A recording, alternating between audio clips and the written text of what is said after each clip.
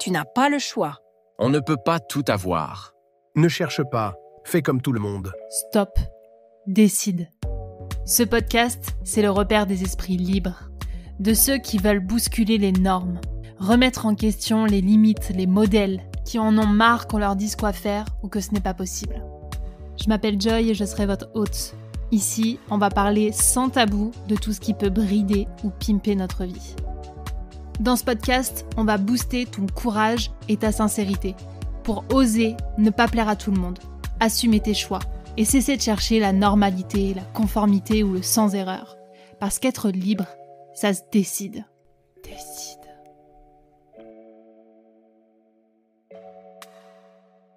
Bienvenue dans ce nouvel épisode au format Build in Public où je vais revenir sur mon défi du moment autour de la dévalorisation pour que l'on puisse enfin s'affirmer et faire briller nos activités, nos projets, nos créations, tout ce qui nous tient à cœur. Alors si vous n'avez pas suivi cette affaire, eh bien je suis en plein défi pour plus de 30 jours avant de vous proposer un atelier qui va s'appeler Goodbye Dévalorisation, dont vous pouvez déjà bloquer la date puisque c'est le 20 novembre de 11h30 à 13h et que les inscriptions ouvrent le 10 novembre. Donc, vous pouvez déjà noter sur votre agenda le petit créneau si vous avez envie, vous aussi, de dire stop à la dévalorisation et surtout de vous permettre de créer avec clarté, confiance, aisance, audace, tout ce qui vous tient à cœur. C'est vraiment un atelier qui, pour moi, va être un moment joyeux.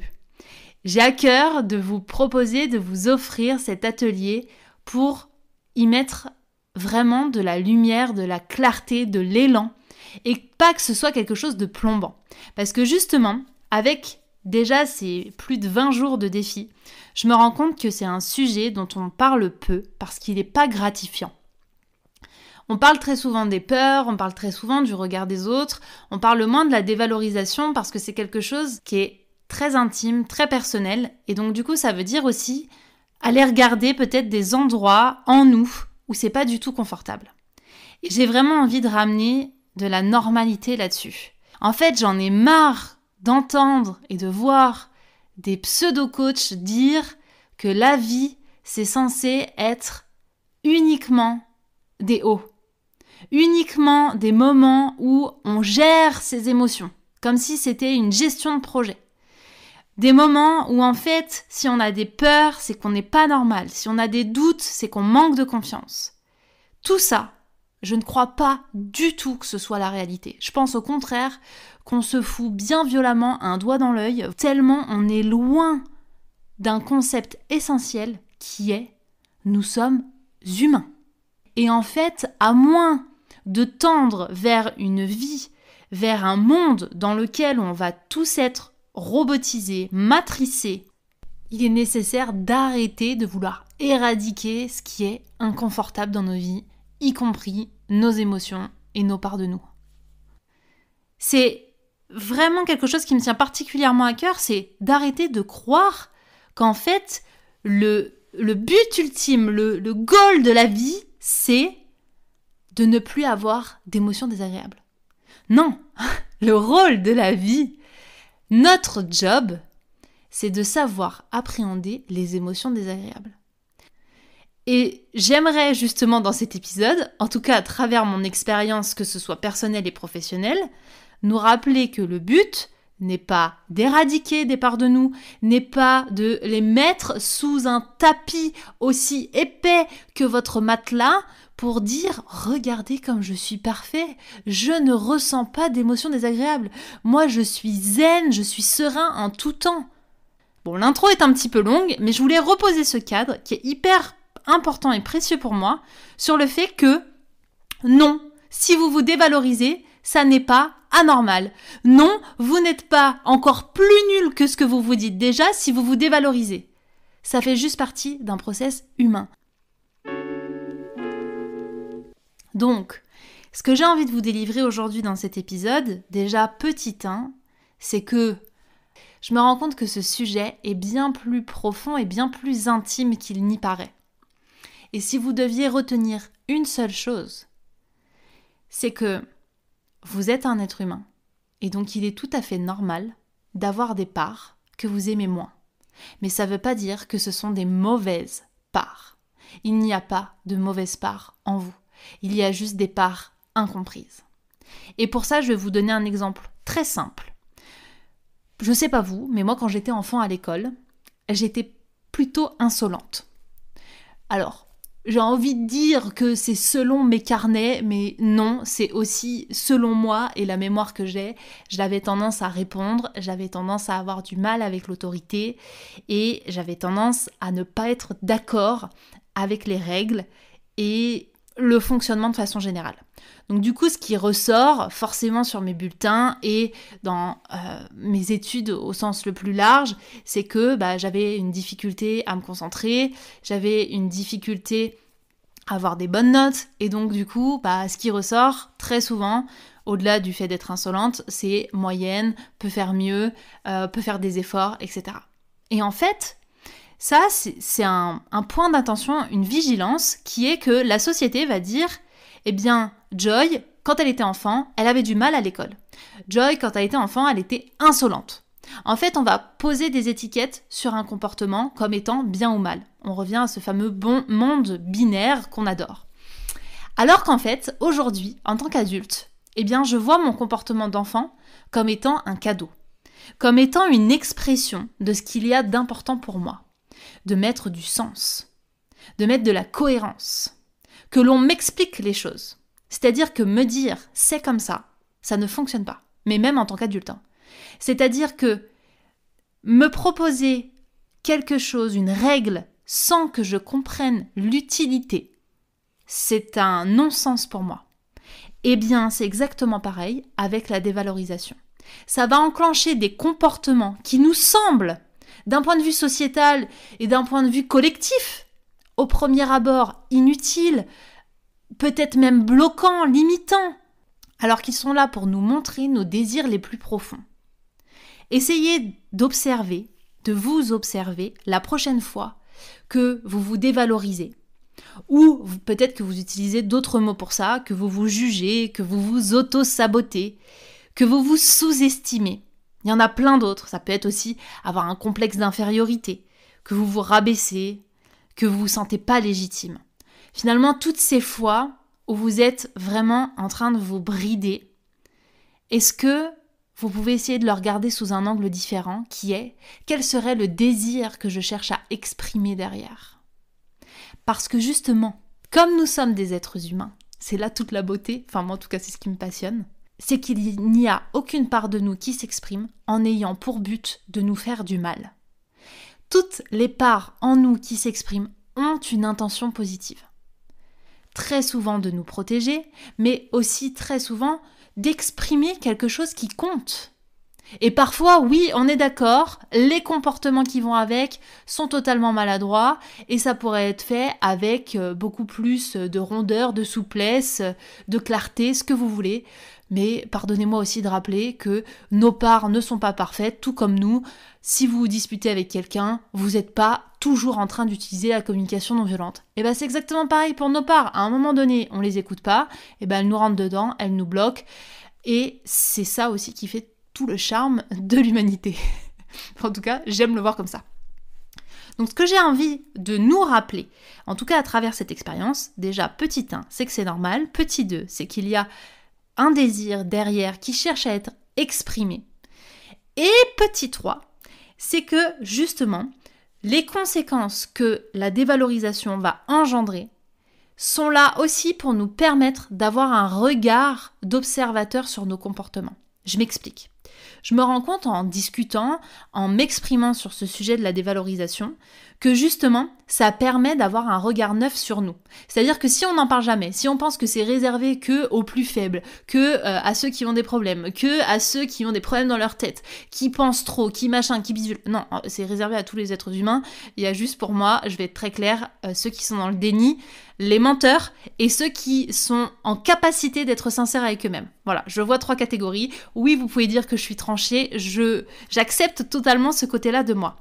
Eh bien, ceux qui sont dans le déni vous diront « Mais non, mais moi pas du tout, je me dévalorise pas, je sais qui je suis, j'ai tout le temps confiance en mes idées, voilà. » Il y a le menteur qui va aussi faire croire que ça ne lui arrive jamais, ou alors que très très peu, parce que lui, il est bien au-dessus. Alors soit parce qu'il est coach, soit parce qu'il est thérapeute, soit parce qu'il est docteur en je sais pas quoi.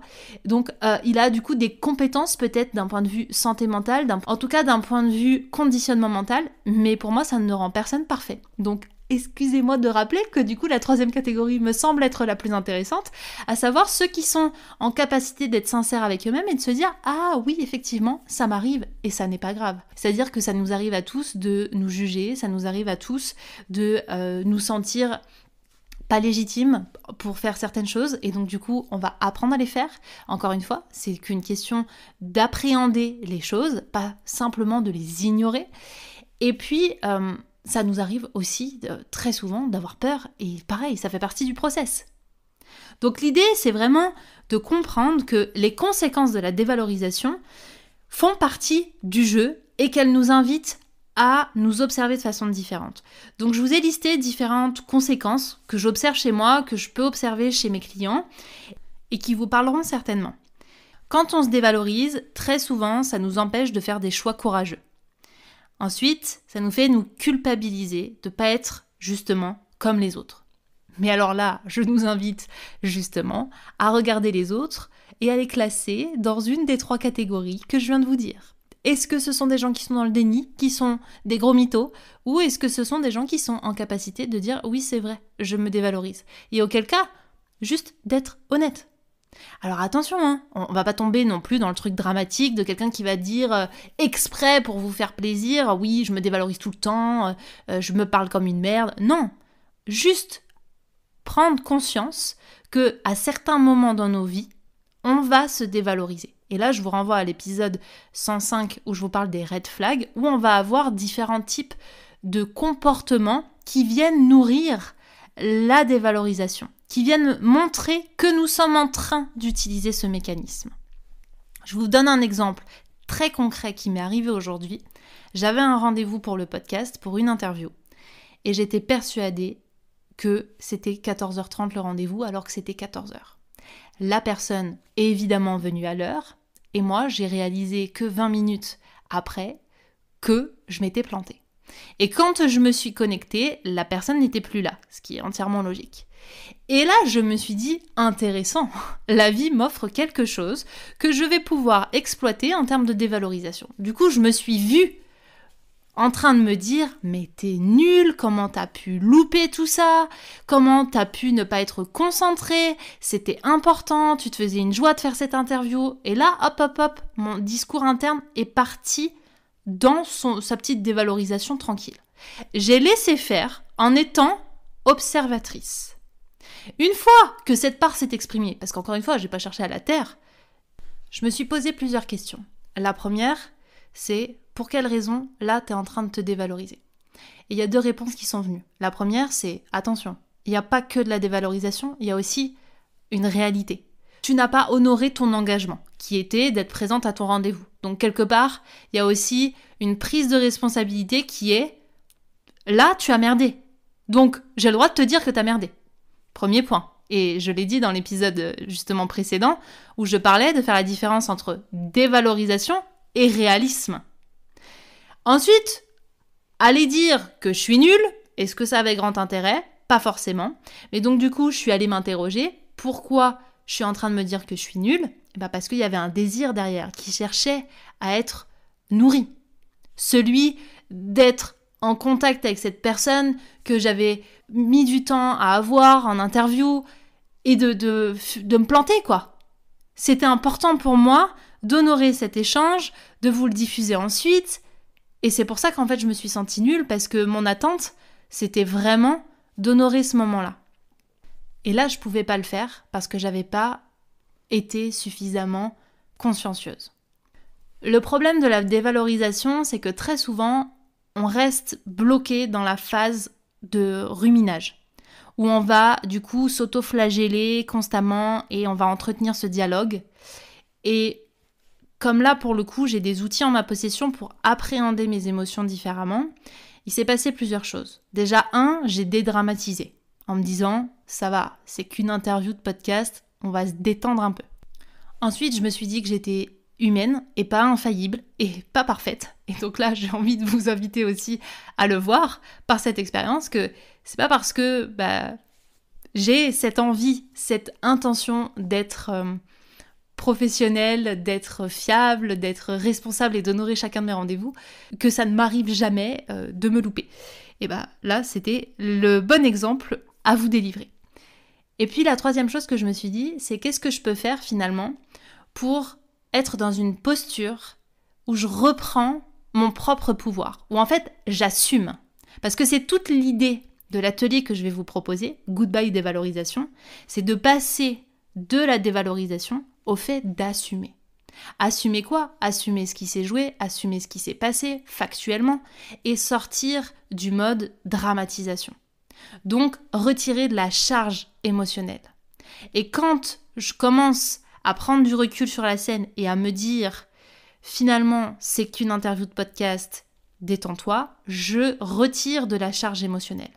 Quand je me dis aussi, tu n'es pas infaillible, je retire de la charge émotionnelle. Alors que si je suis dans mon moulin à parole mentale, en train de me dire non, tu devais absolument honorer ce rendez-vous, t'es vraiment nulle, si tu l'as pas fait, c'est que vraiment t'es incompétente, t'es pas professionnelle, qu'est-ce qu'elle va penser, tatati tatata, je ne passe pas dans l'action. Donc je n'assume rien. Du coup, je me suis posé la question, qu'est-ce qui est dans mon contrôle là, maintenant, pour pouvoir sortir de cette dévalorisation, sortir aussi du factuel et passer dans une posture où je me sens davantage droite dans mes bottes quelque part. C'est tout simplement passer par le fait de présenter mes excuses, par le fait aussi d'expliquer ce qui s'est passé, sans chercher à me justifier, attention, juste expliquer. Et ensuite, proposer quelque chose qui pourrait nous convenir et l'une et l'autre. Et en fait, ça m'a permis de me rendre compte qu'il y a vraiment un processus qui se joue, en tout cas en moi. Et donc du coup, j'ai envie de vous le partager. Le premier, c'est de reconnaître. Reconnaître que là, on est en train de se dévaloriser et parce que les deux peuvent intervenir ensemble, on est en train aussi d'être réaliste. Très souvent, quand on se dévalorise, c'est qu'il y a quelque chose qu'on refuse de voir. On refuse de voir peut-être qu'on est mauvais, qu'on n'a pas été fiable, qu'on n'a pas été une personne de confiance, qu'on ne s'est pas suffisamment formé. Et c'est pas un mal que de se dire ça, que de reconnaître ça. Au contraire, c'est un tremplin. Donc, première étape pour moi, reconnaître. Reconnaître que là, là, je suis en train de me dévaloriser et essayer de voir quelle est la face cachée que je ne vois pas jusqu'à présent. Ensuite, dédramatiser, retirer de la charge émotionnelle en revenant à des faits. Et ensuite, renverser en allant voir là où je peux agir, là maintenant, et aussi en expliquant quel était le désir profond. Et c'est ce que j'ai fait à cette personne, je lui ai dit, voilà, je m'excuse, il s'est passé ça, j'ai cru que, et je suis vraiment désolée parce qu'en fait c'était important pour moi de faire cette interview, et donc du coup j'ai envie qu'on la reprogramme. Et c'est là où ça devient intéressant, ce défi. Et c'est pour ça que je vous le partage, c'est qu'en fait, plutôt que de rester dans un statut de victime, dans un statut de personne qui n'a pas la possibilité de faire évoluer quoi que ce soit dans son comportement, on reprend vraiment toute sa puissance. On reprend vraiment tout son pouvoir quelque part, toute sa souveraineté dans le fait d'assumer qui l'on est, d'assumer toutes nos parts. Peut-être qu'il y a quelques années, si j'avais pas cette conscience de ce qui joue en moi, de mes émotions, peut-être que si l'impact des autres était beaucoup trop fort sur moi, j'aurais même pas osé lui dire « je suis désolée » et je me serais peut-être même auto-flagellée auprès d'elle. En mode « de toute façon, je suis nulle, t'as bien fait de pas m'attendre ». On pourrait s'imaginer plein de scénarios. Mais je suis pas restée bloquée sur un discours qui n'est pas porteur. J'espère que ça vous aura permis, cet épisode, de conscientiser Plusieurs choses. La première, l'importance d'écouter ce qui se joue, d'être observateur de soi, d'être une sorte d'enquêteur. La deuxième, c'est qu'on est tous humains et que, du coup, personne n'est infaillible. En tout cas, encore une fois, celui qui dit qu'il l'est, eh bien c'est un menteur. Et ensuite, de voir qu'il y a possibilité de switcher, et rapidement, si on est dans cette observation-là. Donc c'est pour ça que je vous invite vraiment à venir célébrer avec moi cette humanité lors de Goodbye Dévalorisation, mon atelier du 20 novembre. Et je dis fêter parce que clairement, j'ai envie que ce soit une fête. J'ai envie que ce soit un atelier joyeux, lumineux, éclairant. J'ai envie que ce soit un moment qui nous fait du bien. Pas un moment qui nous plombe, un moment qui nous rassure, qui nous rappelle aussi que ce qu'on vit, c'est normal et que parfois, oui, c'est compliqué. Parfois, c'est difficile de s'extraire de ce genre de pensée. Et c'est pour ça que je vais vous délivrer et je vais surtout vous faire vivre une expérience à part entière pour que vous puissiez avoir suffisamment d'outils, de discernement, de conscience sur comment on peut passer de l'un à l'autre et comment on peut arriver à s'assumer et à faire briller ce qui compte vraiment pour nous. Si cet épisode vous a plu, n'hésitez pas à laisser une note, un commentaire sur Apple Podcast et Spotify, à le partager, parce que vous le savez, c'est grâce à vous que ce podcast prend davantage en visibilité. Et qui dit visibilité, eh bien ça veut dire aussi qu'on donne la possibilité à des gens aussi de se sentir un peu plus normal dans ce monde où on cherche à ce qu'on soit tous des compis conformes et surtout des êtres parfaits. Je vous donne rendez-vous dans le prochain épisode et je vous donne rendez-vous surtout le 20 novembre. Préparez vos costumes, préparez vos paillettes, ça va dépoter. Je vous embrasse.